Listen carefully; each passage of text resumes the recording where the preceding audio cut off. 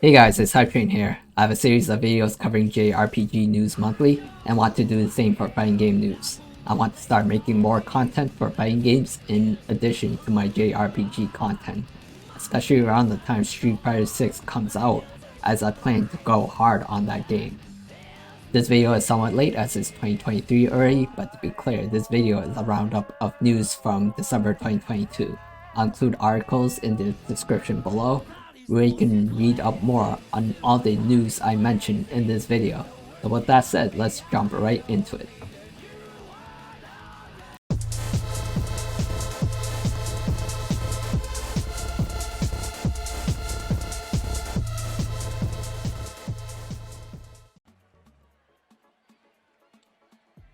There was a new trailer for Street Fighter 6 at the Game Awards 2022. The trailer showed off gameplay of 4 new characters: DJ, Manon, Mersa, and JP. DJ is a Jamaican character that has appeared in past Street Fighter games before, and this new design of him looks great. Manon is a new character that mixes dancing and grappling, and is said to be a female version of Abel that was in Street Fighter 4. Marissa is a big female brawler, kind of like the big, slow, hard-hitting character like Abigail in Street Fighter 5. JP looks like an aristocratic old man that has psycho powers, similar to M. Bison. All the character designs look really good, and everyone has such a unique fighting style. It's going to be hard for me to choose a character to main. In addition to the new characters, an official release date of June 2, 2023 was revealed. I think this is really good, as I feel the early months of 2023 are already stacked with too many big titles already. I just love the new art style and the new street aesthetic. Also, it seems that they're putting in more effort into the single player content for this game, such as the character creator, the minigames, and the open world storyline mode. Also, more gameplay footage was shown for Street Fighter 6 at a recent Japanese Capcom stream. Special moves were shown for Manon and DJ. DJ has a machine gun punch multi-hit move. Manon has a twirl move that looks like it can go through projectiles. Manon also has a level up mechanic, where the more she levels up her medals by doing throws, the more power up her grab moves are.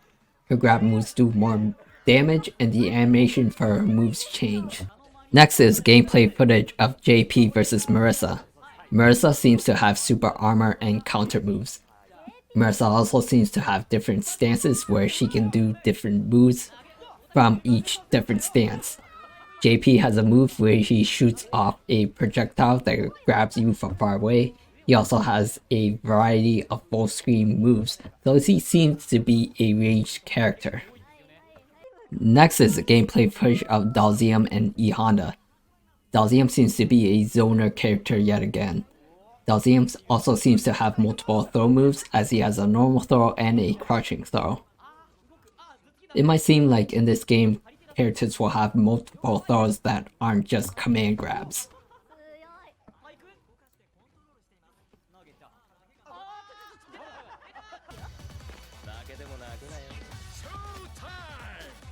There's also a pre-order trailer that shows off extra colors you can get for certain characters if you pre-ordered the game. I especially like the red colors for Chun-Li, Manon, and DJ. Also, the game recently had a closed beta this month, with a mostly positive reception from those who are able to get in.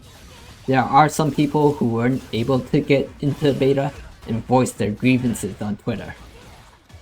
Street Fighter 6 is looking to be a big fighting game title, and I really look forward to playing, as I plan on covering more fighting game content in the near future.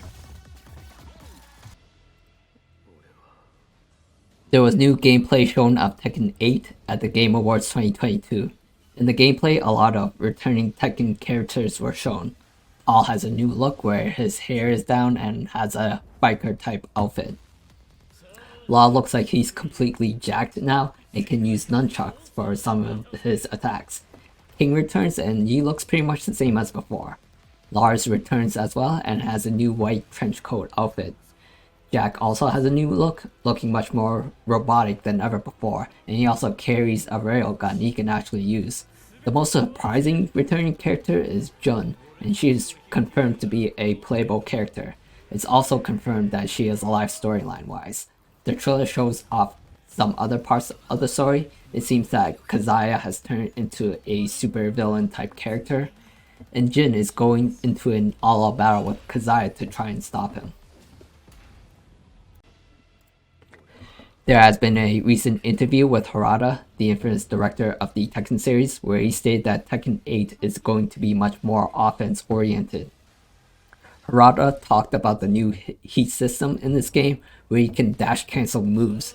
Whether this new heat system is governed by a meter or replaces the rage system in Tekken 7 is unknown, so it'll be interesting to see how this new heat system works. Also, the environments are going to be a big part of the gameplay. It looks like there's going to be stage destruction. Tekken 8 is definitely another big title in the fighting game genre, and I can't wait to see more of it. There was a big update for Project L, Riot's upcoming 2 vs 2 tag team 2D fighting game based off of the League of Legends IP.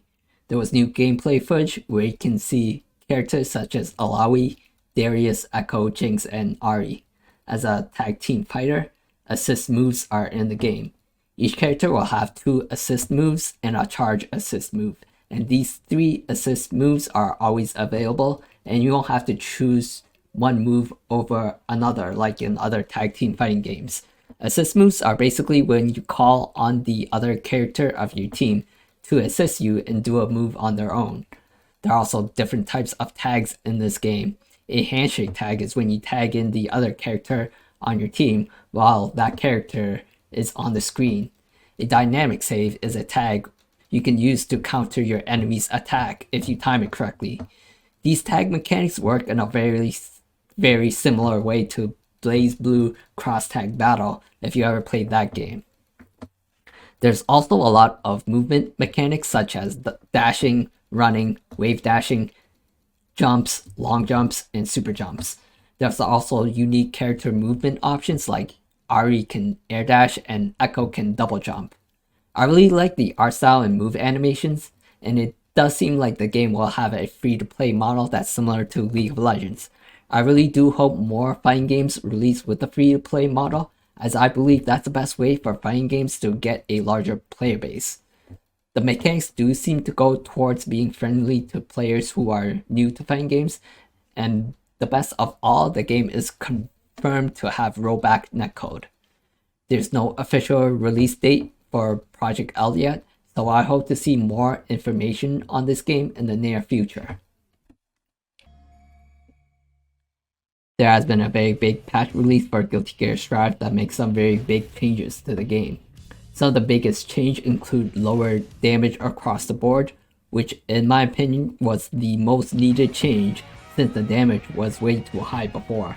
The patch also introduces crossplay between PlayStation players and Steam, and this is also a very big addition, as now it's easier than ever before to find players to match up with.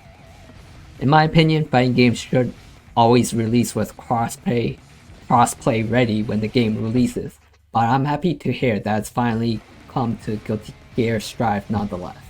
There's also many changes to most of the characters in the roster. It's a very big patch with a lot of changes that it's hard to go over everything, so I'll include a link to the patch notes below if you want exact details. Arxis plans on supporting this game long term, as there's new characters planned for release on March 2023 and May 2023. The game is also coming to Xbox One, Xbox Series X and S, and Game Pass in spring 2023, so this means that the game will only get bigger when it comes to the player base. Guilty Gear Strive has been a fighting game I've played on and off, and the big patch seems to really shake up the meta, making the top characters like Ram and Nagoriyuki less overpowered. Guilty Gear Strive is currently on sale for $30 or $45 for the game and the Season 1 pass, so I'm just picking up the game now if you haven't already. I do plan on getting back into playing more Guilty Gear Strive when it's closer to Street Fighter 6 release, as the early months of 2023 are stacked with big titles I'm interested in.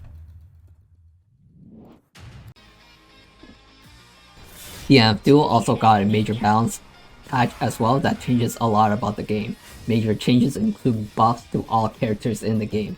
Also, every character has more health and block gauge across the board, and most characters also have added awakening effects. The dodge roll also has improved significantly, reducing recovery and making the invulnerability activate immediately. Guard cancel has improved as well with better recovery. These new changes are very welcome as I felt the balance between the characters really needed work, especially when the top meta characters like Swiftmaster, Striker, and Hitman were overbearing. Also, the changes to the defense mechanics are very welcome as I felt the defense in this game was very lacking. The game just felt very frustrating when you're put into a touch of death combo by the opponent. I feel this is what put a lot of players off from playing the game. The major patch seems to have a good effect on increasing the active player base, as the player base seems to be about 300 to 400 players on Steam for the past few days. There's a lot of changes in this patch and it's hard to go over everything, so I'll include a link to patch notes below for those who want exact details. In addition to this big balance patch, it's been revealed that this game will be supported long-term with DLC and a season pass. There is a short cinematic shown for the first DLC character, which is Spectre, who is the most famous and most wanted character for DNF Duel. There's no gameplay footage of her yet or a release date, but I really do hope more information comes out soon. I also want to see what the other DLC characters are going to be. There's also going to be a Switch version of this game coming in April 20, 2023. The game is also currently on sale for just $25, so now is the best time to get the game if you haven't already. I always thought that DNF Duel always had potential if they announced more support for the game, so hearing all this news is really what I wanted to hear. A lot of DNF Duel fans were disappointed with the lack of news and updates from the devs for a long time, so these are definitely welcome changes. I really do hope that they continue to add more updates to this game. The defense changes are definitely welcome, but I also hope that they add more movement mechanics, as I really feel that this game is very stiff when it comes to movement. I would also really like this game to come to Xbox consoles and Game Pass, and for crossplay to be available. I'll continue to see how this game grows and decide on whether I want to get back into this game. 2 new characters are released for Melty Blood type Lumina, the Count of Monte Cristo and Ushi Wakamaru. Both of these characters come from Fate Grand Order, the mobile gacha game developed by both Type Moon and Los Angeles. These characters are completely free because all updates to this game are completely free. The game is on sale right now for $33 on Steam, so now it's best time to buy the game if you haven't already. I actually don't really know too much about this game yet. I purchased the game and haven't really found the time to play it. I've heard only good things about this game so far, especially when all the updates are free, which is something I can get behind. And the devs do want to keep putting out more free updates to this game next year. I've also heard good things about the gameplay as well, and once again, this game does have rollback netcode. The player base seems to be consistently 300 to 500 players on Steam. I definitely want to start playing this game once the big game releases start slowing down next year. There's going to be big updates coming to King of Fighters 15, which is the newest entry to SNK's King of Fighters franchise. The updates are going to add crossplay, as well as change the matchmaking. The matchmaking, from what I heard about this game, is the game's biggest issue. It can take forever to find a match, and even when someone can find a match, the skill level of the players are lopsided. You either play against someone who's new to fighting games, or has been playing King of Fighters for over 30 years and can destroy you. Hopefully the updates can fix the matchmaking issues. Also, Season 2 will begin with the game in January 2023 with DLC characters Kim Kofwan and Shingo Yabuki. who have been in past King of Fighters games before. I don't have much experience playing games from the King of Fighters series, but I have heard great things about the gameplay and rollback netcode of King of Fighters 15, and the game does seem to have a decent player base with a consistent 300 to 500 players on Steam. King of Fighters 15 is on sale on Steam right now for $30, or $42 for the deluxe edition that includes Team Garu and Team Southtown DLC. With matchmaking being broken right now, I'll wait and see if the new upcoming updates fix that issue, and I might jump into buying and playing the game. Ed Boon, the main director of the Mortal Kombat series, started a Q&A thread on Twitter. From his comments, he pretty much spells out that Mortal Kombat 12 is coming in 2023 without saying it outright. He seems to hold back from saying it outright because most likely the game will have a big reveal sometime next year, but his hints from the comments seem pretty clear. There's not much other info yet, no official release date or gameplay footage, and the footage in this clip is from Mortal Kombat 11 trailer. I really do want to see how this new Mortal Kombat is going to be like, and can't wait for more info. Mortal Kombat is definitely a big fighting game series with the largest player base, so with Mortal Kombat 12 coming in 2023, it looks like 2023 will be a big year for fighting games with Street Fighter 6 and possibly Tekken 8. Umbral Core is a indie dark fantasy 2.5D fighting game developed by A Few Round Games, which I believe is only 2 developers. You can actually download a free demo right now on Steam to see what the game is like. It's only a demo, so we can only play one character so far, which is Byron, who is this game's Shoto type character. In the demo, the only modes available are training mode, local match, or online battle. There are 6 characters planned to be in the game, and there's a trailer showing off art for the other characters.